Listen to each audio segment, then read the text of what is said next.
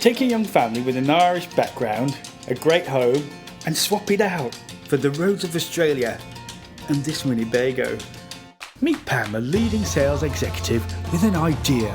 Kind of just had it as a dream, and we brought this into our lives. And hubby Kevin, a 3,000 ideas a minute school teacher. And their 4-year-old son Henry and 5-year-old daughter Millie. They want to drop their current lifestyle for an Australian adventure. Join the family on their journey, somewhere out there.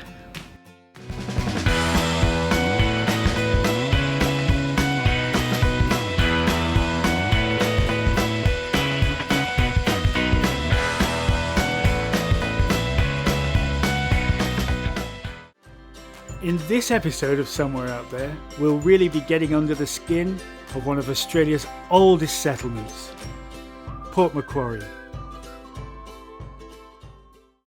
Today we're driving into the modern-day beach town of Port Macquarie. But Port is a settlement of historic significance, founded in 1818 by John Oxley and named for New South Wales then Governor Lachlan Macquarie. Shortly after this, it replaced Newcastle as a convict colony for the toughest of the tough reoffenders. After 2 decades of horrible conditions, the Centre of Excellence for Penal Punishment moved to Moreton Bay, and based on the lucrative production of sugarcane and wool, Port Macquarie was allowed to flourish into the elegant regional town it is today. Everybody's eager, especially the kids, to check out one of Port's landmark features, Koala Hospital and Study Centre. Look, it says Koala Ambulance on the side. Who can say koala? Koala! Where is Barry now? Barry is one naughty koala who likes to travel the world. He was last seen in Hong Kong. Hi there. Hi. Hi Helen. Helen. Nice to meet you. Kevin, how you doing, Helen? Nice to meet you. So these are all our koalas. They all get named from where they come from because they have a home range. Okay. And these koalas live in the trees. They live right in Port Macquarie. We have a male that hangs around here. We haven't seen him today. Helen Mears shows us how the centre cares for sick and injured koalas. So what they're feeding him is actually a special formula from marsupials called Divet. No lactose because they don't tolerate that. It's soy based. He looks like he's enjoying Well, it. most of them love it, but there are some that refuse it, and Wow. they get about 50 meals morning and night. The ones that we do, not all the koalas get it. The ones we think need extra sustenance, you know. So I see here that wild dogs are the third biggest threat to koalas. Oh, well, not wild dogs. Dogs in people's backyards. Oh, here, okay, so it's because not the specifically koalas wild live dogs. right in town here, like we have koalas in the trees around here, so they're not sort of on the outskirts. So, especially this time of year, breeding season, young males are moving around trying to establish themselves in new areas, and males and females are looking to mate, so they tend to cross our busy roads and cut through people's backyards, and we lose a lot to motor vehicle accidents and dog attacks. So he's tagged in his left ear. Yeah. He's been in before. We tag all the males in the left ear, females in the right, and they also get microchipped, and we keep all their records here over the years.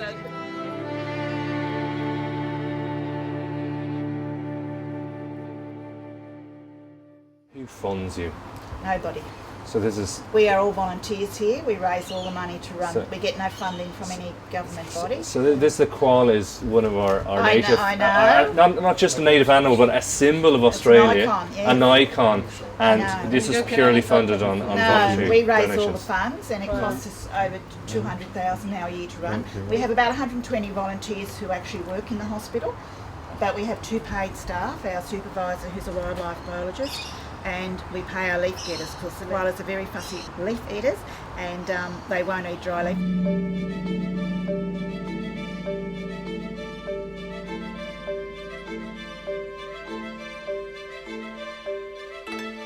And if I had a dog here in this area and it attacked a koala, what's my responsibility? We hope that the local people will ring us. We've been here for nearly 40 years, and so generally the local people will ring us if they think there's a problem with the dogs or motor vehicle accident, or if they see one that's diseased, or they see one that they think needs care. We have a 24-hour rescue phone service, and our ambulance goes out 24 hours a day if necessary. So usually they ring us. They very rarely bring them in because they know they've got big claws and bite. If you don't know how to pick one up properly, you could do yourself a lot of damage.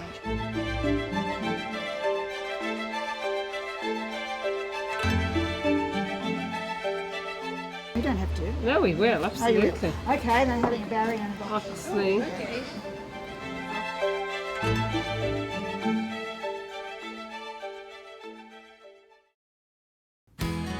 Port Macquarie has always been a bustling business and tourist hub.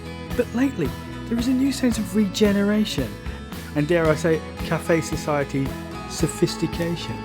In part with the help of this development, Glasshouse.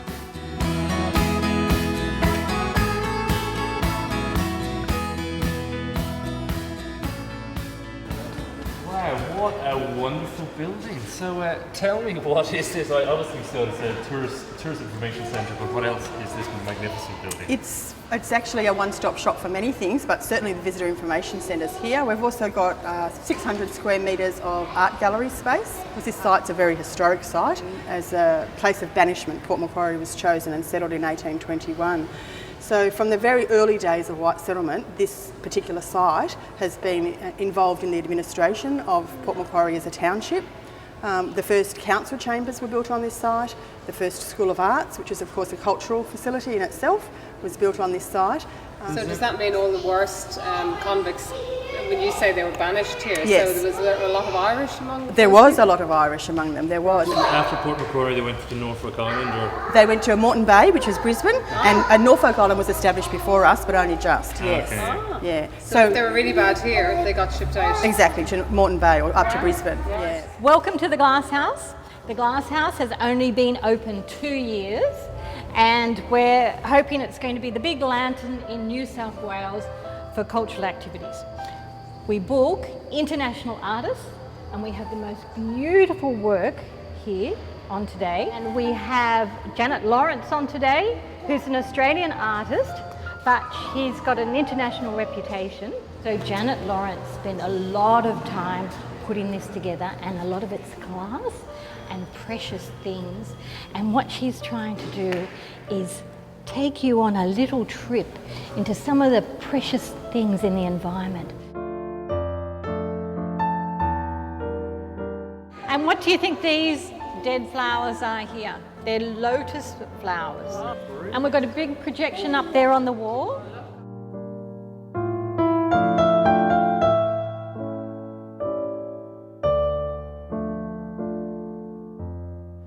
And you see how beautiful it is, and it's all crystal clear.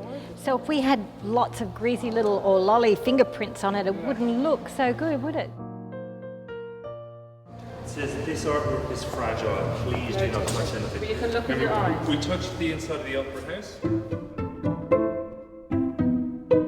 The kids don't seem to be taking the no touching rule all that seriously. Don't touch it, please, because it's good. Guys, just have a look at this. Nynx, very gently, very gentle without touching it. Don't touch. A projector works. Whoops. Okay, guys, we're Whoops. getting too touchy. We'll come around this side now. And imagine if 2,000 people touched it. It'd be awful.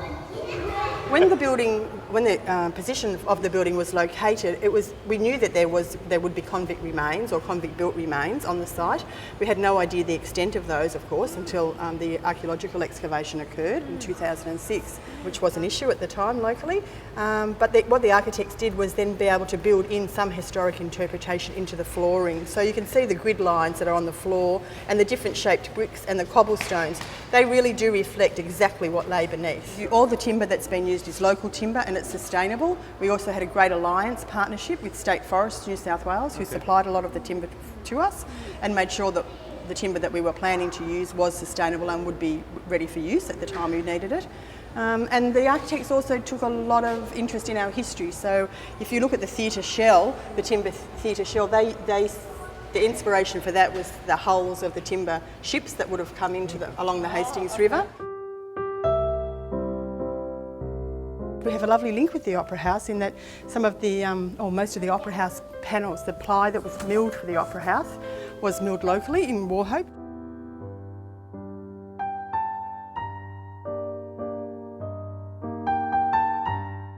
And they'll go leaf, and there'll be like 4 layers of people in those. What do you call those side Boxes. Boxes. Yes. The stage, the first 3 rows of seats can be removed, so there's actually, you can lift the floor up so you can extend the stage if that's required. Do you think there's an opportunity to go onto the stage, or? Oh, we probably could get you to walk across the stage. Yes, of course. Is this a dagger I see before me? Handed towards my hand. Come, let me clutch thee. I have thee not, and yet I see thee still. Art thou not fatal vision, sensible to feeding at He's doing decipher? Shakespeare Art on thou the but a stage. dagger of the Kevin. mind, a false creation proceeding from the heat of present ray? Yahoo! Encore! Woohoo!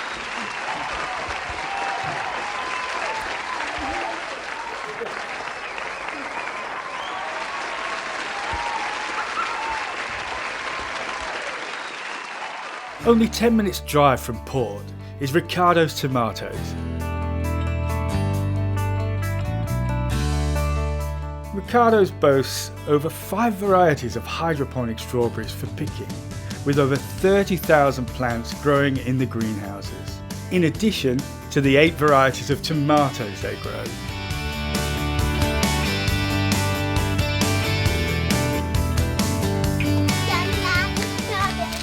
The family get to meet part owner Anthony, who shows them around. Hi, Anthony. Great to meet you. Kevin, how you doing? Kevin, how do you do? Good, good.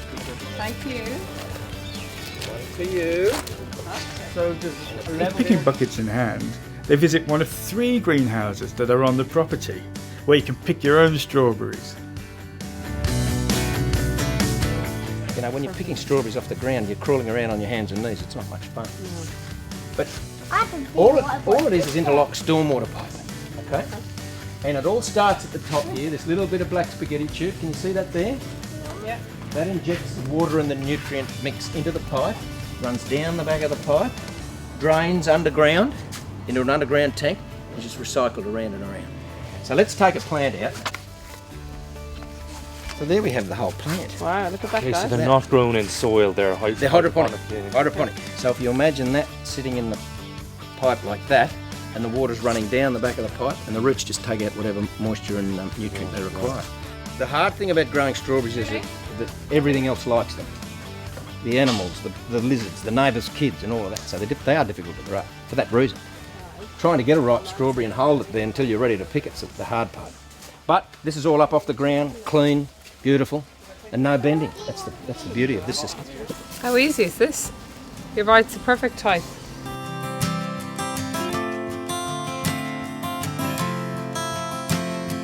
The whole idea of it is to make the farm experience a lot of fun, so that they go off and tell other people.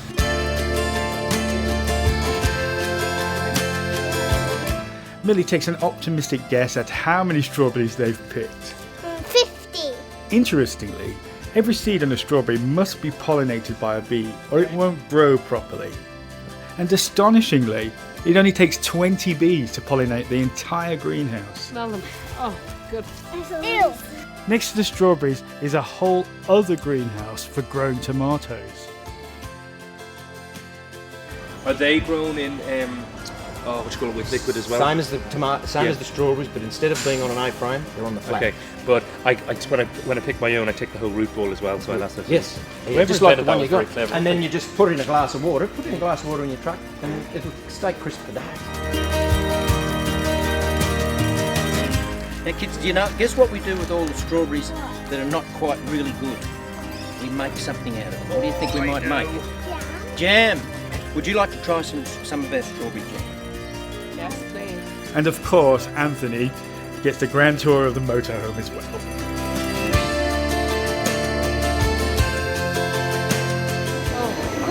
It smells so good. Kids, what would you like to drink? Then it's inside the coffee shop for some ubiquitous scones and jam. Scone. Oh, I love strawberry jam.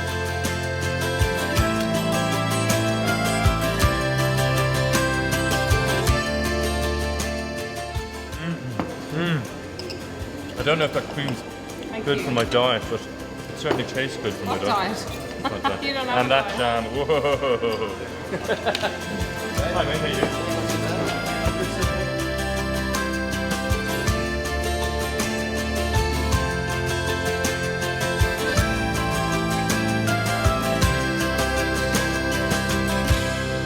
This is so much better than the strawberries bought at the shop. Okay, so this is St. Thomas Anglican Church, and what's interesting about this church is that it's convict built. But not only convict built, it is actually built by Irish convicts. 50,000, which is a very significant number, were Irish. This is built somewhere between 1824 and 1828, it took 4 years to build. I'm wondering, am I going to feel a little bit more emotional because Irish people built it? I don't know. I think it's very sad the fact that we ever treated people the way we did, and you know, people were here in bulls and chains and built this beautiful little church. All the stuff they used here was made from shells. Okay, so even the bricks Yes, themselves? yes. Okay. And the bricks were underfired because the convicts didn't know, exactly how to do them. And they were supervised by the army, that the army engineers, they might have known about engineering, but they didn't know about brick building and all that sort of thing. There's a few old buildings in Port Macquarie, or? Oh yes, but not as old as this. Okay, so this is the oldest building. The others. I mean, there was the hospital was over there where the Catholic Church is now, and of course that was demolished. And we've got the coroner's court and places like that that are old, but not as old as this particular church. This is 1824. But how fabulous is that it's been used continuously since it was built to be a church? That's right. It was built to be more than a church, because when Governor Macquarie came, he stood on the hill here, and which was a seat of Horace at the time. He stood on that hill and he said, "And this shall be where a church shall be built, but it shall be of such a size that if there aren't enough people to use it for worship, then it can be used for other purposes." And that is it was. It was used as a school, it was used as a Girl Guides meeting place, Mothers Union meeting, you name it. St Thomas's is Port Macquarie's oldest church. Kevin is taking a moment to speak with the volunteers who are diligently taking care of the old church's restoration. Everything's still quite original, you know, and now I think they're probably doing one big restoration, but because they didn't do it in the 70s or something like that, they're restoring it now with the skills of and the foresight to restore it to its more original, the original building, rather than sort of updating it in some kind of modern way.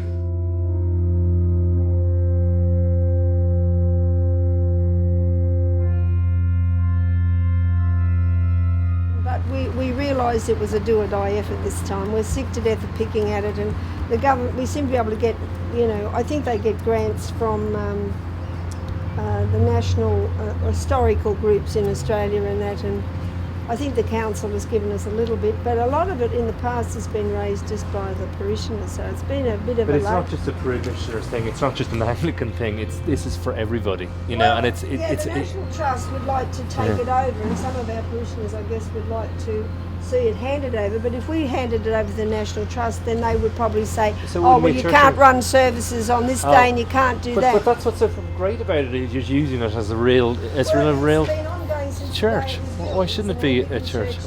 The parishioners are tired of fundraising for it, I think. It's hard work, and it's not something that the whole town is prepared to help with, even though it's one of the main tourist attractions. So you haven't got We any have state. government grants, no, the government are helping us. Okay. We're trying to promote local interest things from environmental perspective, but the very regional issues, and like with this, it's just interesting hearing about the glass house being built and a little bit of controversy over this, and then coming here and sort of saying, well, this belongs to everybody. Everybody should have an interest in seeing this restored. It seems a great pity that the whole community is behind a restoration like this, because if it goes too far, then you lose it.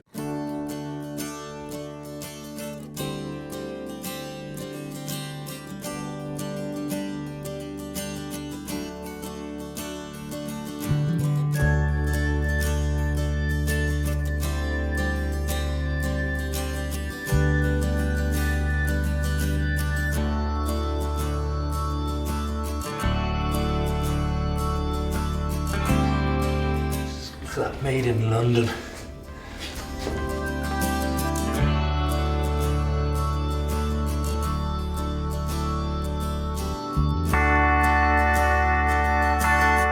Bells would then sound out, and the sound would be able to get out through those holes. Look at this old bell. I'd love to give it a big old horn ring, but I shouldn't.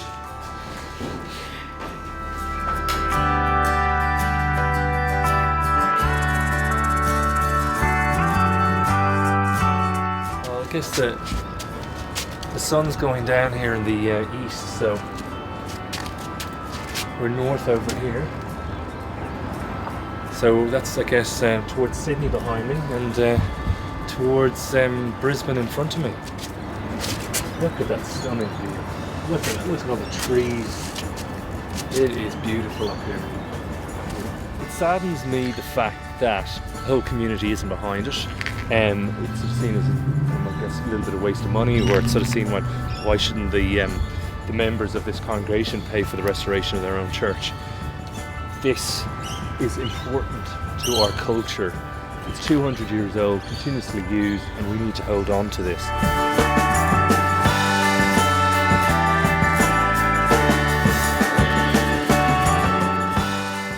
It's interesting to note that both of the public buildings we visited, old and new, have taken a while to gain support. Having stayed a while in Port Macquarie, we know that Port retains a real sense of history, while striving towards the new. From early convict origins, its people have remained resilient and cultured. Next week on Somewhere Out There, the family hit country New South Wales. They create a classroom amidst the rocks and experience two sides of the East Coast's alternative culture.